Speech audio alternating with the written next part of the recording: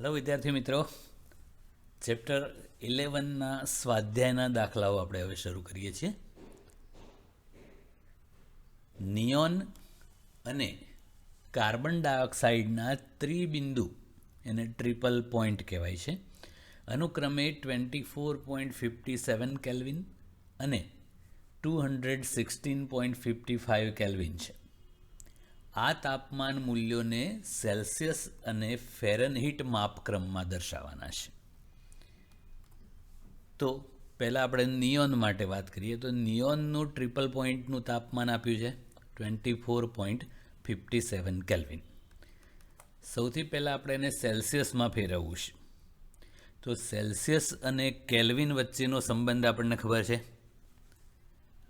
T Celsius equal to T kelvin minus 273.15. તો કેલ્વિનમાં આપણને તાપમાન આપેલું છે, એમાંથી 273.15 બાદ કરો એટલે સેલ્સિયસમાં જવાબ આવે. તો આ નિયોનનું ટ્રિપલ પોઈન્ટનું તાપમાન સેલ્સિયસ માપક્રમમાં થયું. હવે ફેરનહીટ કરવું હોય તો ફેરનહીટનો અને સેલ્સિયસનો સંબંધ ખબર છે. તો T degree Fahrenheit equal to 9/5 T degree Celsius plus 32 degree કરવાનું. તો આ 9/5 ટી સેલ્સિયસ આપણે શોધ્યું, માઇનસ નિશાની સહિત મૂકવાનું, પ્લસ 32, પછી એનું સાદુરૂપ આપી દેવાનું. તો એ ફેરનહીટ માપક્રમમાં નિયોનનું ટ્રિપલ પોઈન્ટ મળી ગયું. એવું જ હવે કાર્બન ડાયોક્સાઇડ માટે કરીએ. તો કાર્બન ડાયોક્સાઇડ માટે ટ્રિપલ પોઈન્ટનું તાપમાન આપ્યું છે 216.55 કેલ્વિન. પહેલાંની જેમ જ હવે સેલ્સિયસ કરવું હોય તો ટી કેલ્વિન માઇનસ 273.15. તો આમાંથી 273.15 બાદ કરી દઈએ તો સેલ્સિયસમાં જવાબ આવી ગયો. એવી જ રીતે ફેરનહીટ કરવું હોય તો 9/5 T degree Celsius plus 32 degree કરવાનું. તો આ ટી સેલ્સિયસ આપણે શોધ્યું, બસ એ કિંમત મૂકીને સાદુરૂપ આપો એટલે ફેરનહીટ માપક્રમમાં કાર્બન ડાયોક્સાઇડનું triple point. Okay, simple. Physics બહુ સહેલો વિષય છે.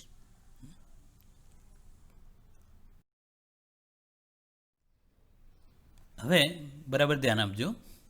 આપણે થર્મોમીટરમાં બે પ્રકારના થર્મોમીટરની વાત કરેલી. એક પ્રવાહી થર્મોમીટર અને બીજું વાયુ થર્મોમીટર હતું. હવે અત્યારે જે ડિજિટલ થર્મોમીટરો વપરાય છે, જેમાં આપણને આંકડા સ્વરૂપે સીધું તાપમાન વંચાય, તો એમાં વિદ્યુત અવરોધનો ઉપયોગ થાય છે. તો કેટલાક થર્મોમીટરનો વિદ્યુત અવરોધ ઓમમાં તાપમાન સાથે નીચે દર્શાવેલ અંદાજિત નિયમ અનુસાર બદલાય છે. પ્રવાહી થર્મોમીટર હોય એમાં તાપમાન બદલાય એમ કદ બદલાય, વાયુ થર્મોમીટરમાં તાપમાન બદલાય એમ દબાણ બદલાય. એવું આ જે ડિજિટલ થર્મોમીટર હોય એમાં તાપમાન બદલાય એમ અવરોધ બદલાય છે. તો એ આ સૂત્ર અનુસાર બદલાય છે.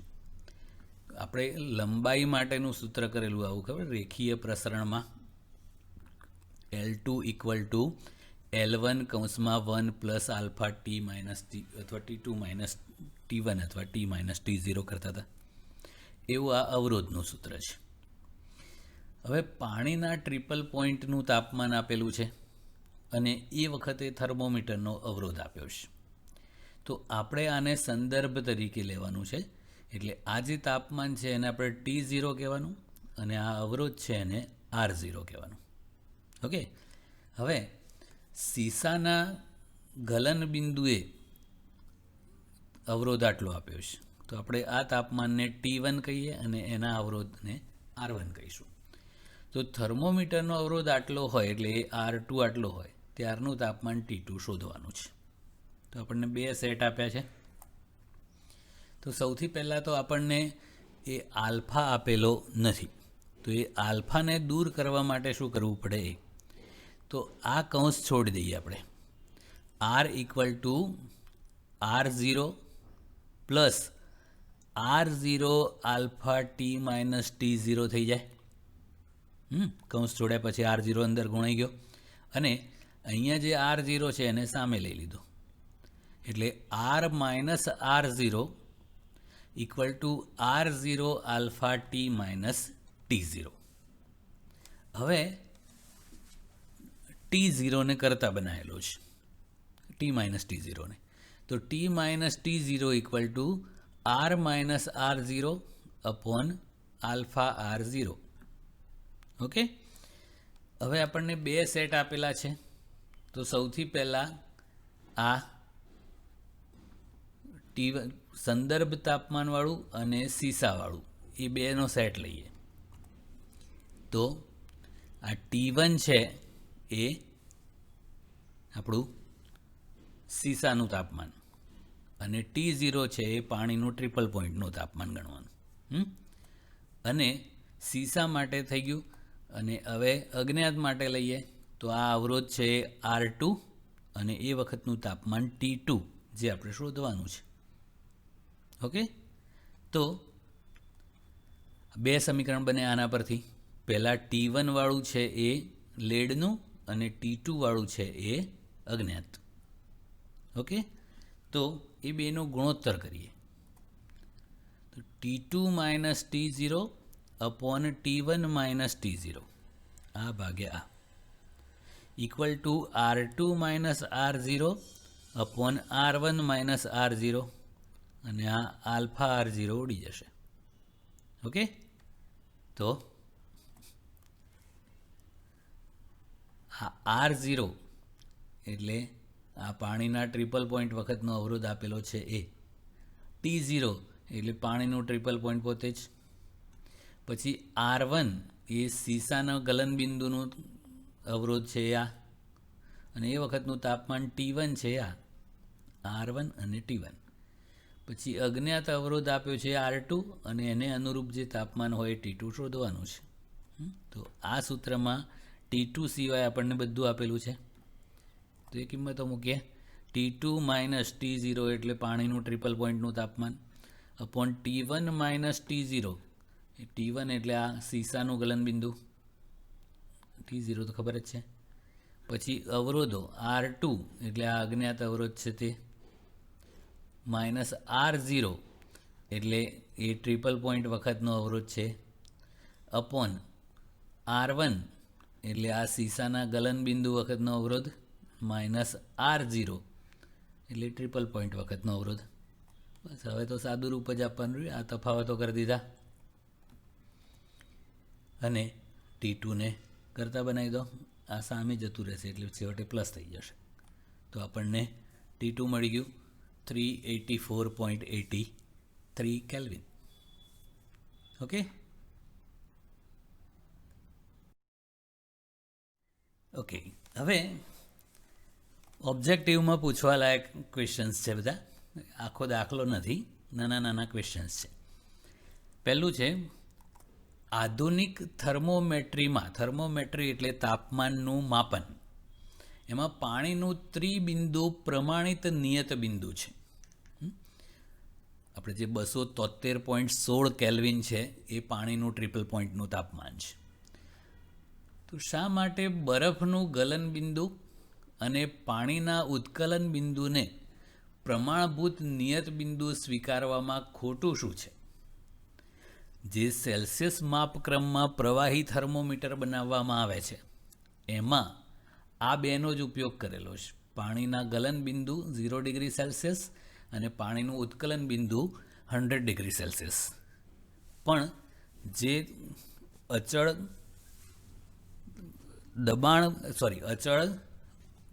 કદ વાયુ થર્મોમીટરો છે એમાં પ્રમાણભૂત તાપમાન તરીકે આપણે પાણીના ટ્રિપલ પોઈન્ટને સ્વીકારેલું છે. તો કેમ એવું અને પેલા બે કેમ નહીં? તો એનું કારણ એ છે કે પાણીનું ટ્રિપલ પોઈન્ટ છે એ કોઈપણ સંજોગોમાં બદલાતું નથી. એ ગમે તે પરિસ્થિતિમાં 273.16 કેલ્વિન જ હોય છે. એટલે કે એક પ્રમાણિત તાપમાન છે.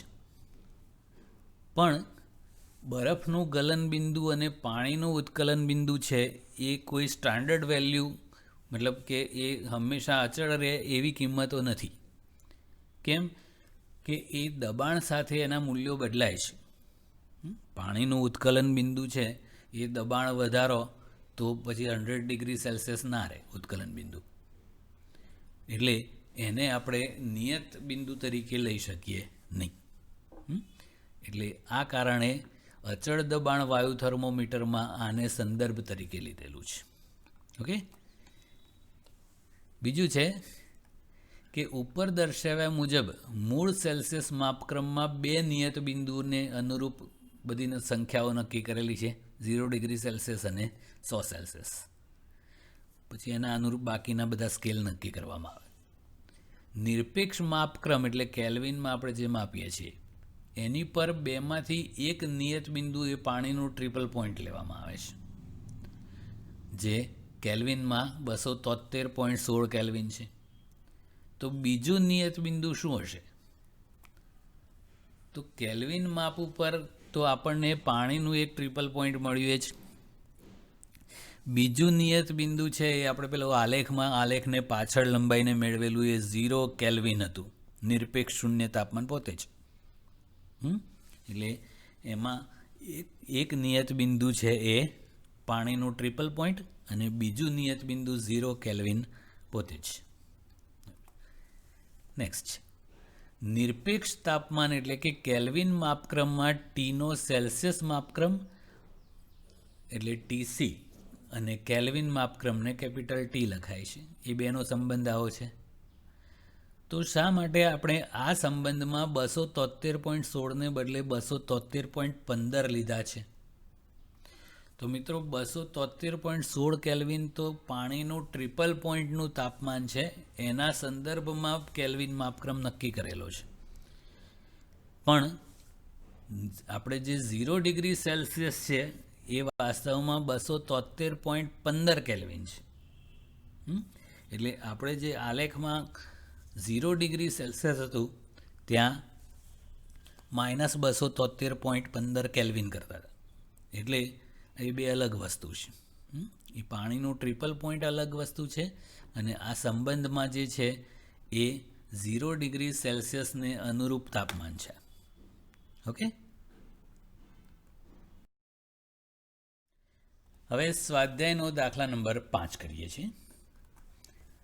2 આદર્શ વાયુ થર્મોમીટર A અને B માં અનુક્રમે ઓક્સિજન અને હાઇડ્રોજનનો ઉપયોગ કરવામાં આવ્યો છે. તો પાણીના ટ્રિપલ પોઈન્ટ વખતે થર્મોમીટર છે એનું દબાણ આટલું છે અને બીજું થર્મોમીટર છે એમાં દબાણ આટલું છે, અને સલ્ફરનું જે સામાન્ય ગલન બિંદુ છે એ વખતે થર્મોમીટર Aમાં દબાણ આટલું અને Bમાં દબાણ આટલું છે. તો સલ્ફરનું સામાન્ય ગલન બિંદુનું નિરપેક્ષ તાપમાન થર્મોમીટર A અને Bના વાંચન મુજબ શું હશે? એટલે થર્મોમીટર A કેટલું તાપમાન માપશે અને B કેટલું માપશે. અને A અને Bના જવાબમાં થોડોક તફાવત બંને વાંચનોના વચ્ચેની વિસંગતતા ઘટાડવા માટે આ પ્રયોગમાં કઈ કાર્યપ્રણાલી જરૂરી છે એની વાત પછી આપણે કરીએ છીએ. પહેલાં બંને વખતે સલ્ફરના ગલન બિંદુના તાપમાન આપણે માપીએ. તો સલ્ફરનું ગલન બિંદુનું નિરપેક્ષ તાપમાન એટલે કેલ્વિનમાં તાપમાન ધારો કે A છે, એટલે થર્મોમીટર A છે એ તાપમાન TA માપે અને B છે એ TB માપશે. અને પાણીનું ટ્રિપલ પોઈન્ટનું તાપમાન આપણે TR કહીશું. તો ગેલ્યુસેકના નિયમ પ્રમાણે અચળ કદ વાયુ થર્મોમીટરો હોય તો P ચલે છે T સિદ્ધાંતને અનુસરે છે. તો ગુણોત્તર સ્વરૂપે આપણે લખીએ તો થર્મોમીટર Aનું તાપમાન TA એ સલ્ફરનું ગલન બિંદુ જે આપણે માપવાનું છે, અને પાણીનું ટ્રિપલ પોઈન્ટનું તાપમાન T ઓફ TR લઈએ. પછી આ સલ્ફરના સામાન્ય ગલન બિંદુએ જે દબાણ હોય એને PA કહીએ અને ટ્રિપલ પોઈન્ટ વખતના દબાણને PTR કહીએ. TR એટલે અહીંયા ટ્રિપલ પોઈન્ટ માટે વાપર્યું છે. આપણે TA શોધવું છે, TAને કરતા બનાવી દીધો. તો આપણે ટ્રિપલ પોઈન્ટનું તાપમાન ખબર છે કેટલું? 273.16. PA ખબર છે આ, અને પી ઓફ ટી આર ખબર છે, બસ એ કિંમતો મૂકીએ એટલે આપણને ટી એ મળ્યું. તો આ સલ્ફરનું સામાન્ય ગલન બિંદુનું તાપમાન થર્મોમીટર એ વડે જે માપ્યું તે. એવી જ રીતે હવે થર્મોમીટર બી માટે, તો અહીંયા ટીબી છે એ સલ્ફરનું ગલન બિંદુ થર્મોમીટર બી વડે જે મપાય તે. આ ટી ઓફ ટી આર એટલે ટ્રિપલ પોઈન્ટનું તાપમાન, એ તો 273.16 કેલ્વિન ફિક્સ જ છે. પીબી એટલે સલ્ફરના સામાન્ય ગલન બિંદુએ થર્મોમીટર બીમાંનું દબાણ, અને પી ઓફ ટી આર એટલે એ પાણીનું ટ્રિપલ પોઈન્ટનું દબાણ થર્મોમીટર બીમાં. આપણે ટીબીને કરતાં બનાવી દીધો. હવે કિંમતો મૂકી દઈએ તો 273.16 કેલ્વિન. પીબી એટલે આ દબાણ, સલ્ફરના ગલન બિંદુએ દબાણ થર્મોમીટર બીમાં, અને આ પી ઓફ ટી આર એ તો આ આપેલું જ છે. સાદું રૂપ આપીએ તો આપણને ટીબી મળ્યું 391.98 કેલ્વિન. તો ગલન બિંદુ તો ફિક્સ જ હોય ને, તો અહીંયા આપણે સલ્ફરનું ગલન બિંદુ બે અલગ અલગ થર્મોમીટરોથી માપ્યું, તો થોડો ફરક આવ્યો ને. જો તો એ ફરક આવવાનું કારણ શું છે એની ચર્ચા હવે કરવાની છે. તો મિત્રો બે જવાબમાં થોડોક ફરક છે, તો એનું કારણ શું છે? તો આપણે જે સિદ્ધાંત વાપર્યો છે કે અચળ કદે પી ચલે છે ટી હોય, ગેલ્યુસેકનો નિયમ, પણ એ નિયમો જે છે એ ખૂબ જ નીચા દબાણે પૂરતી ઓછી ઘનતાવાળા વાયુઓ જે હોય, એટલે કે આદર્શ વાયુઓ હોય એના માટે છે. આપણે જે બે વાયુ વાપર્યા છે અહીંયા, ઓક્સિજન અને હાઇડ્રોજન, એ આદર્શ વાયુ તરીકે વર્તતા નથી. કેમ નથી વર્તતા? તો આપણને જે ટેબલ આપ્યું છે એમાં દબાણના મૂલ્યો જુઓ, તો એ મૂલ્યો પરથી આપણને આઈડિયા આવી જશે કે નીચું દબાણ નથી, એ તો વાતાવરણના દબાણની નજીકના દબાણો છે, એ નીચા ના કહેવાય. એટલે એ આદર્શ વાયુ તરીકે વર્તતા નથી, એટલે પી ચલે છે ટીનું 100% પાલન ના કરે, એટલે થોડોક ફરક આવે છે. તો ઉપાય શું? તો સૌથી પહેલાં આપણે જે વાયુઓ લઈએ છીએ એ ખૂબ જ નીચા દબાણે લેવા જોઈએ. કેમ કે નીચા દબાણે જ વાયુઓ આદર્શ વાયુનું પાલન કરે છે, એ આદર્શ વાયુના જે સિદ્ધાંતો છે બધા એનું. એટલે બહુ જ નીચું દબાણ લેવાનું, પછી દબાણ વિરુદ્ધ તાપમાનનો આલેખ દોરવાનો, તો આપણને નિરપેક્ષ શૂન્ય તાપમાન પાછળ આલેખ લંબાઈને મળે. તો એ આલેખ ઉપર જે અવલોકનો આવે એ સાચા. તો એ થર્મોમીટર બનાવતી વખતે આ વસ્તુનું ધ્યાન રાખવાનું હોય છે કે થર્મોમીટરમાં, એ વાયુ થર્મોમીટરમાં આપણે જે વાયુ ભરીએ બહુ જ નીચા દબાણે અને એકદમ ઓછી ઘનતાવાળો ભરવાનો, તો જ સાચું તાપમાન માપે. ઓકે, નેક્સ્ટ સ્વાધ્યાયનો 6થો દાખલો છે.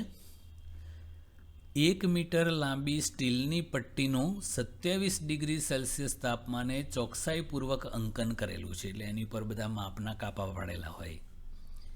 ગરમ દિવસે જ્યારે તાપમાન 45 ડિગ્રી હોય ત્યારે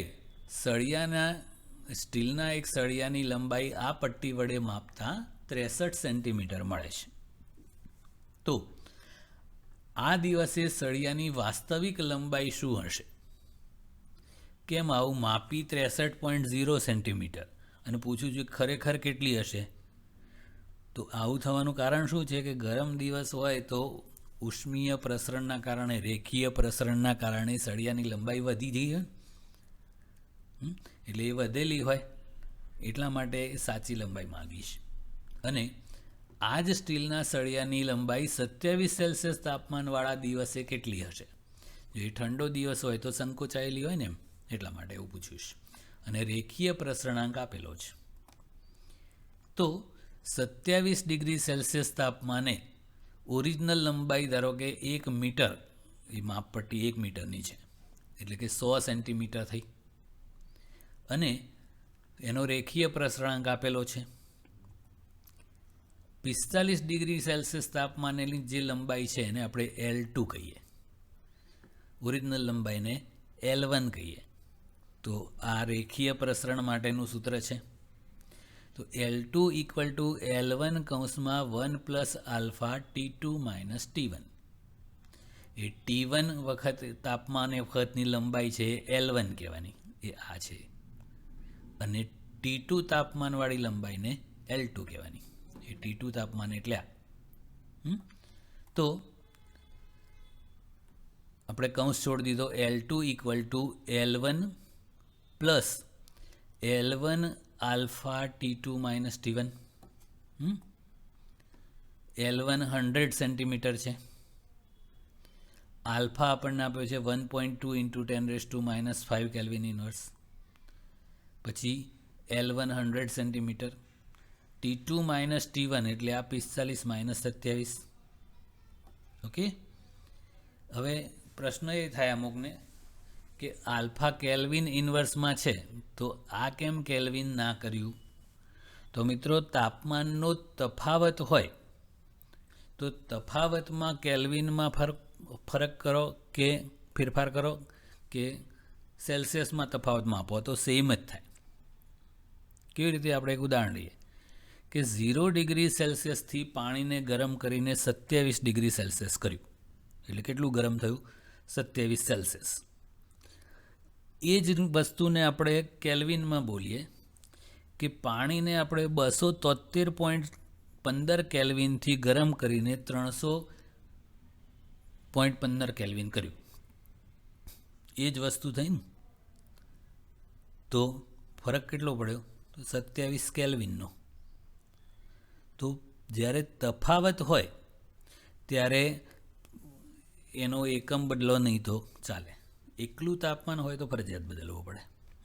એટલે અહીંયા તફાવત છે એટલે આપણે બદલ્યું નથી. બસ, હવે સાદું રૂપ આપી દીધું આનું, અને કમ્પ્લીટ સાદું રૂપ આપો એટલે L2 મળી ગઈ 100.0216 સેન્ટીમીટર. આ 45 ડિગ્રી સેલ્સિયસ તાપમાને લંબાઈ કહેવાય. હવે આ તો માપપટ્ટીની લંબાઈ થઈ કે 27 સેલ્સિયસ તાપમાને જે માપપટ્ટી 100 સેન્ટીમીટરવાળી હોય એ 45 સેન્ટીમીટરે એ જ માપપટ્ટી આવડી થઈ જાય. હવે આપણે તો સળિયાની લંબાઈ માપવાની છે ને, તો આવું પદ મૂકીએ કે L1 લંબાઈ હોય એ વધીને L2 થઈ ગઈ, તો આ L લંબાઈ હોય એ વધીને કેટલી મપાય? તો આવું થઈ જશે 45 સેન્ટીમીટર એટલે 45 સેલ્સિયસ તાપમાને સળિયાની લંબાઈ કેટલી થશે? T45 એટલે 45 સેલ્સિયસે લંબાઈ. તો આવું થશે L2 into L1 upon L2 into L upon L1. તો L2 એટલે આ 100.0216, L1 એટલે આ ઓરિજિનલ 100 સેન્ટીમીટર, L એટલે આ જે સળિયાની લંબાઈ આપણે માપેલું એ અવલોકન. તો કેટલું આવ્યું? 63.0136 સેન્ટીમીટર હોય. હવે આ તો આપણી ગણતરીમાં આટલું આવ્યું, પણ માપપટ્ટીમાં જે અવલોકનો હોય એ તો 1 મિલીમીટરવાળા ખાંચા હોય, પેલા કાપા પાડેલા હોય. તો 63 સેન્ટીમીટર મપાય, પછી 63.1 સેન્ટીમીટર જ મપાય ડાયરેક્ટ. આવા અવલોકનો માપપટ્ટીમાં ના આવે, આ તો ગણતરીમાં આવ્યું. તો ખરેખર શું થાય એ જોઈએ. તો ગણતરી અનુસાર લંબાઈ મળી 63.0136 સેન્ટીમીટર, પણ માપપટ્ટીમાં પોઈન્ટ પછી એક જ અંકની એક્યુરેસી આવે. એટલે એ 63 સેન્ટીમીટર પોઈન્ટ પછી એક જ આંકડો મળે. 63.0, 63.1, 63.2 આવું જ આવે. એટલે 3 સાર્થક અંક કહેવાયા. એટલે માપપટ્ટી છે એ આવા 3 સાર્થક અંકમાં લંબાઈ માપે. તો એ 63.0 પછી પેલું 136 માપપટ્ટીમાં ના મપાય. ખબર પડી નહીં? એટલે એ વાસ્તવમાં 63 સેન્ટીમીટર જ માપે. એટલે ઓરિજિનલ લંબાઈ 63 સેન્ટીમીટર હતી ને મપાય પણ 63 સેન્ટીમીટર જ. એટલે આવડામાં કંઈ બહુ ખાસ ફરક ના પડે. એટલે જ્યાં એકદમ માઇક્રોસ્કોપિક માપનું સવાલ હોય ત્યાં તાપમાનનો ફરક પડે. બીજું, બહુ જ મોટી લંબાઈઓ હોય ત્યાં ફરક પડે. રેલવેના પાટામાં ફરક પડે. રેલવેના જે પાટાઓ હોય છે એ 20-20 મીટર લાંબા હોય. પછી બીજો પટ્ટો, પછી ત્રીજો, એમ જોઈન્ટ મારેલું હોય. ત્યાં પછી 2 પાટાઓ વચ્ચે ગેપ રાખવી પડે. કારણ કે ગરમ દિવસે એ પાટાની લંબાઈમાં મિલીમીટરના ઓર્ડરમાં વધારો થાય. એટલે જો ગેપ ના રાખી હોય તો એકબીજાની ઉપર આવી જાય, એટલે બમ્પ બને પછી. એટલે બહુ મોટી લંબાઈઓ હોય તો ફરક પડે, આવડામાં બહુ ખાસ ફરક ના પડે. Okay, next. સ્વાધ્યાયનો 7મો દાખલો છે.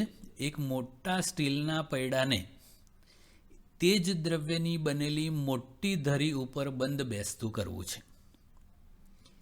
27 સેલ્સિયસ તાપમાને ધરીનો બહારનો વ્યાસ 8.70 સેન્ટીમીટર અને પૈડાના કેન્દ્રમાં રહેલા છિદ્રનો વ્યાસ 8.69 સેન્ટીમીટર છે. જો આ પૈડાનું જે છિદ્ર છે એ નાનું છે અને જે ધરી એમાં ફિટ કરવાની છે એ ધરી મોટી છે, તો અંદર ફિટ જ ના થાય ને, આવે જ નહીં અંદર. તો આપણી જોડે 2 ઉપાયો હોય. કાં તો ધરીને સાંકડી કરો, કાં તો પૈડાને મોટો, પૈડાનો જે હોલ છે એને મોટો કરો. તો અહીંયા શું આઈડિયા કર્યો છે કે સૂકા બરફ વડે ધરીને ઠંડી કરવામાં આવે છે. ઠંડી કરો એટલે આ સંકોચાય. બીજો ઉપાય કયો? પૈડાને ગરમ કરો એટલે આ હોલ મોટો થાય. પણ એવડું મોટું પૈડું હોય એને ગરમ કરવાનું પોસાય નહીં. એટલે આ ઉપાય સહેલો કહેવાય, ધરીને ઠંડી કરવાની. એટલે સંકોચન થાય. ધરીના કયા તાપમાને પૈડું એના ઉપર સરકવા લાગશે? તો એ ધરીનો વ્યાસ છે એ હોલના વ્યાસ જેવડો અથવા એના કરતાં સહેજ નાનો થાય એટલે સેટ થઈ જાય. અને જરૂરી તાપમાનના વિસ્તાર માટે સ્ટીલનો રેખીય પ્રસરણાંક અચળ છે, જે આપણને આપેલો છે.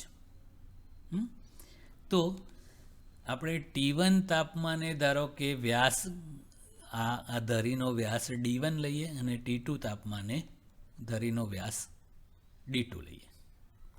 તો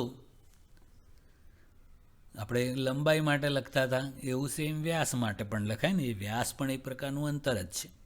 તો D2 = D1 કૌંસમાં 1 + આલ્ફા T2 - T1. પછી એક કૌંસ છોડી દઈએ તો આ D1, પછી આ D1 આલ્ફા T2 - T1, પછી આ D1 જે છે એને સામે લઈ લીધો છે. એટલે D2 - D1 = D1 alpha T2 - T1.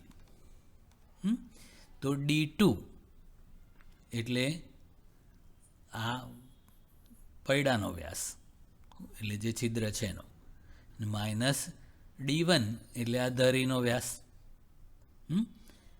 આ ધરીનો વ્યાસ આલ્ફા આપણને આપેલો જ છે. T2 તાપમાન શોધવાનું છે અને T1 એ આ તાપમાન આપણને આપેલું છે એ કેલ્વિનમાં. તો આલ્ફા પણ કેલ્વિન ઇન્વર્સમાં છે એટલે T2 જવાબ પણ કેલ્વિનમાં આવશે. ઓકે, જો એકલું તાપમાન શોધવાનું છે એટલે કેલ્વિન કરેલું છે. બસ હવે આ તફાવત આટલો થયો. માઇનસમાં કેમ છે? એનું સંકોચન કરવાનું છે એટલે વ્યાસમાં ઘટાડો થાય છે એવું કહેવાય.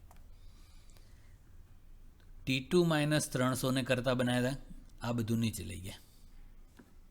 હવે આની ગણતરી કરી દીધી. હવે પેલા 300 ને આગળ લઈ દો તો 204.22 કેલ્વિન થયું. એટલે એપ્રોક્સિમેટલી 204 કેલ્વિન. આટલું ઠંડુ કરવું પડે. હવે આપણને રકમ સેલ્સિયસમાં આપેલી છે, એટલે આને સેલ્સિયસમાં ફેરવવું હોય તો કેલ્વિનમાંથી સેલ્સિયસ કરવું હોય તો -273.15 કરતા હતા, આ રફલી 273 ગણ્યા છે. એટલે -69 ડિગ્રી સેલ્સિયસ. એટલે એ જે ધરી હોય એને લિક્વિડ નાઇટ્રોજનમાં બોળવાની. લિક્વિડ નાઇટ્રોજનનું તાપમાન તો -140 સેલ્સિયસ જેવું હોય છે. એટલે એ ઠંડી થઈને સંકોચાઈ જાય, પછી એ લિક્વિડ નાઇટ્રોજનમાંથી એને બહાર કાઢીને તરત જ એ હોલમાં ફિટ કરી દેવાનું. પછી થોડી વાર મૂકી રાખો એટલે વાતાવરણના તાપમાને આવી જાય, એટલે એકદમ ફૂલ ટાઈટ થઈ જાય. અને પછી તો માઇનસમાં આવું ટેમ્પરેચર જવાનું જ ના હોય, એટલે એ લૂઝ થવાનો પ્રશ્ન જ ના રહે. એટલે હંમેશ માટે ફિટ. ઇન્ડસ્ટ્રીમાં આ બધી ટેકનિક વપરાતી હોય છે. ઓકે, હવે ટુડેઝ લાસ્ટ